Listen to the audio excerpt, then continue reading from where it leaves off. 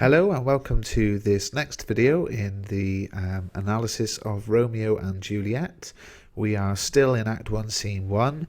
The Montagues and Capulets have just had a big fight, a big brawl in the streets, and we've got to the point in the play where Prince Escalus comes along, and let's get straight into it.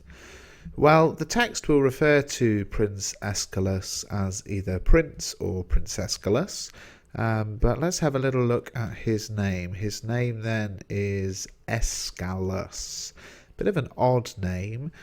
Doesn't have any particular word-for-word translation, but it is linked to the word scales, suggesting these kind of scales which we would link to the idea of Lady Justice and the idea of balance and law in general. So if you're unaware of the idea of Lady Justice, here she is, very kind of famous mythical figure, the idea being that she's blindfolded so that she doesn't get swayed or biased in any case by the things she can see, but that she listens to the case and weighs it all up on her scales and then makes a judgment.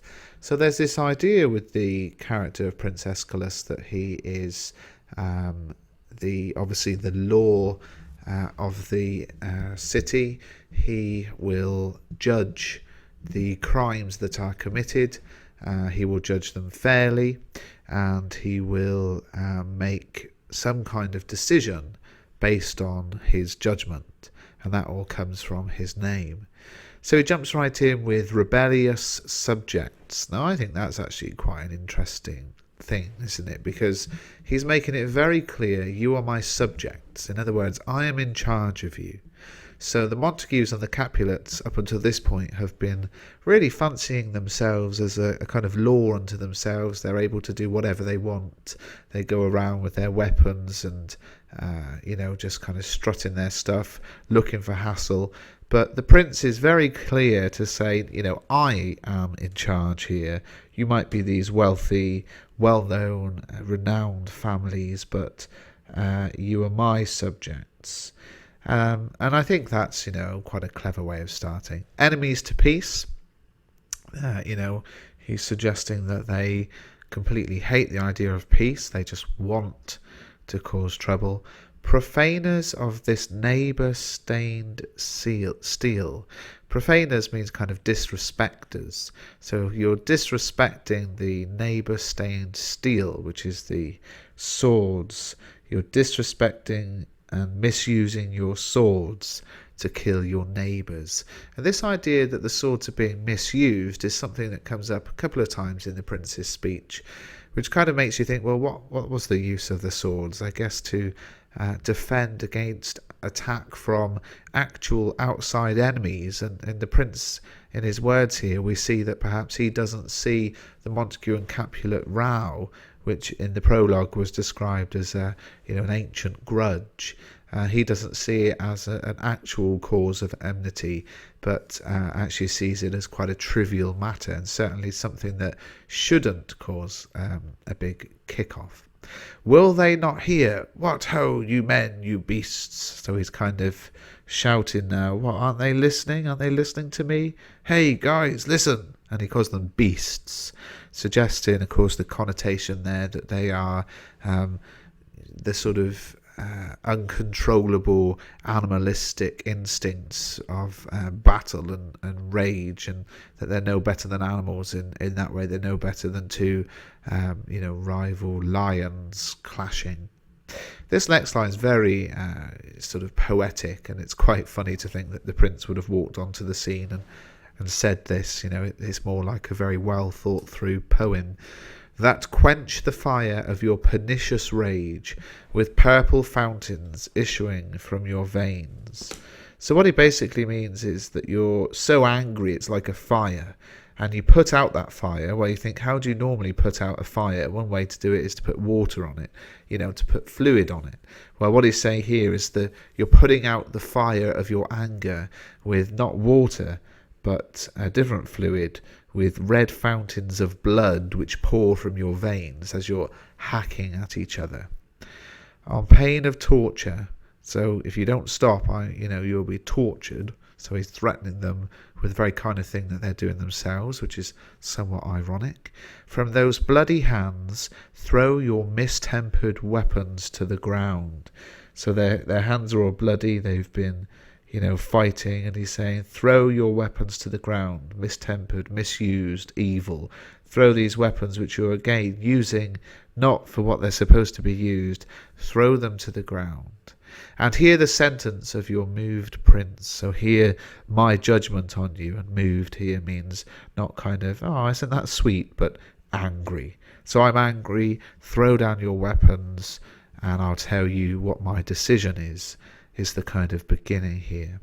And then we get a little bit of a flashback, which is very useful to us. 3 civil brawls, bred of an airy word by thee, old Capulet and Montague, have thrice disturbed the quiet of our streets. So in other words, you have had 3 big battles, 3 big fights which have disrupted the city and the streets. They've started from just a meaningless comment by you, Capulet, and you, Montague.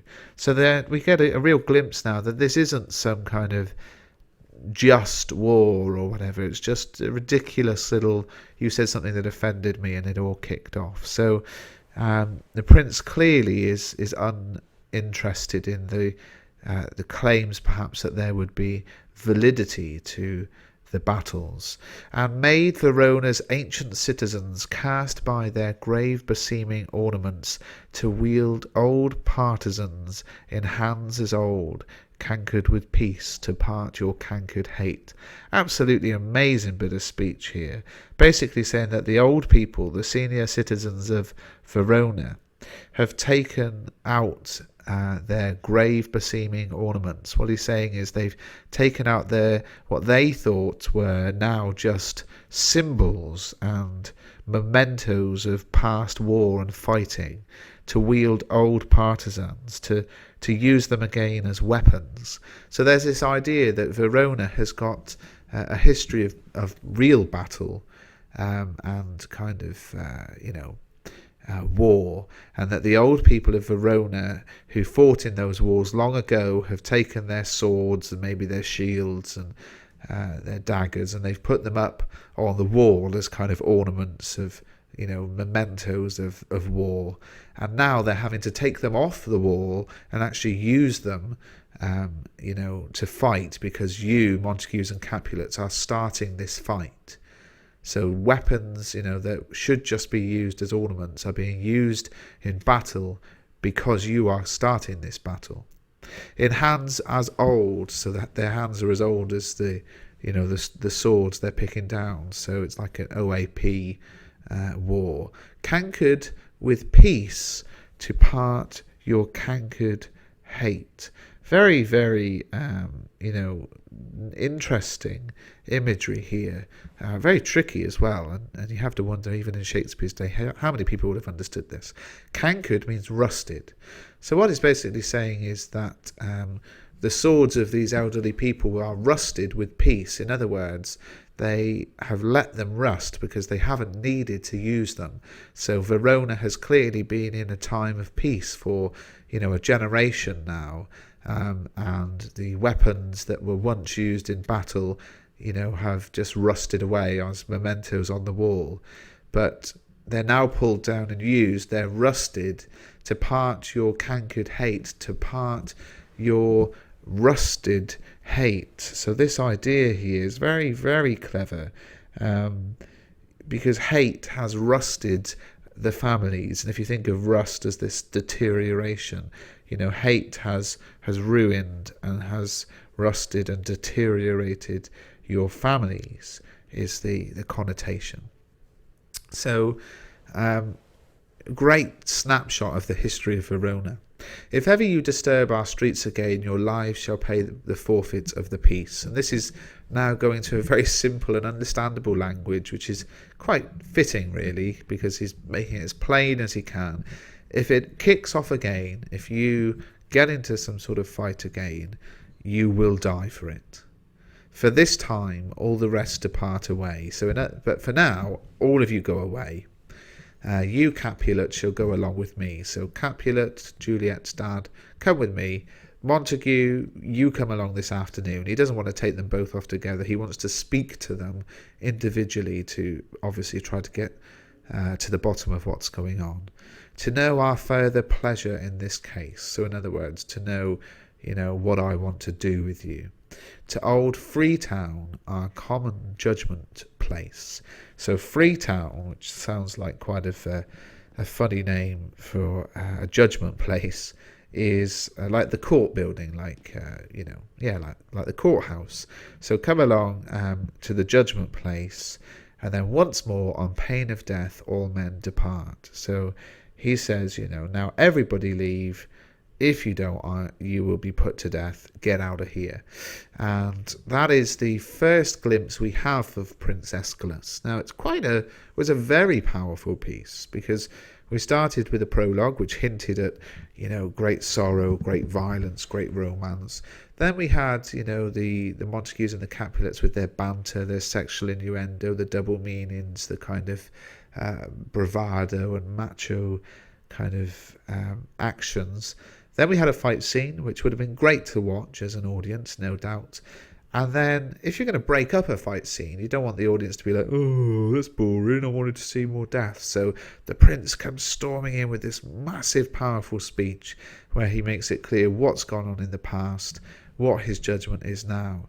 And of course, knowing from the prologue that there's going to be death, there's going to be suicide, etc., people in the audience would automatically think, okay, we know now that if the peace is disturbed once more, their lives will pay the forfeit, and they probably start putting two and two together and, thinking, well, that's going to be the result here. There's going to be another battle between the families, and they're going to be put to death. And but then one thing would just stick in the audience's head, and they would think, well, hang on a minute, I know that the prologue told us it's going to be suicide. They're going to take their own lives. So it's starting to really make things tick over in the audience's minds. How is this all going to play out? And of course, if you were watching this be performed, you're probably only 5 minutes into the play and you've seen a great deal already. So a very gripping opening. What I'm going to do now is stop at this point. Please do subscribe to the channel as I work my way through all of the Romeo and Juliet text. And also look in the playlists, because you will see that I've got videos before this and after this. Go to mrbruff.com for an ebook. Go to iTunes and search Mr. Bruff for the podcast. And I think, and Twitter, Mr. Bruff English, if you want to ask me any questions or tell me what you think of my resources, that'd be great. Okay, thank you.